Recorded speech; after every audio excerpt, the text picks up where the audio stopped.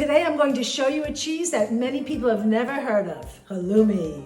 I have two different types of halloumi. They're from local goat and sheep farms, and we're going to do a taste test.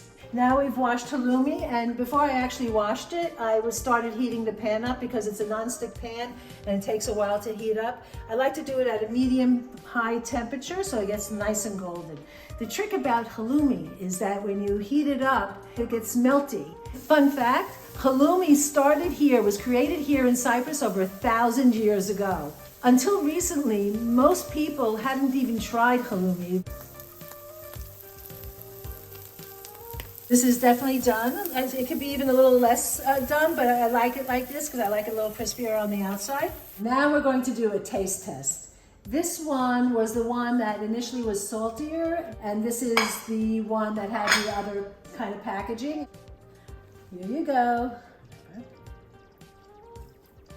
See, inside is soft, outside is crispy. Here you go. Okay, I have a favorite.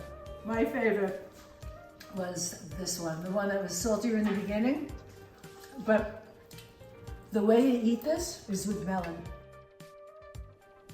It was really good.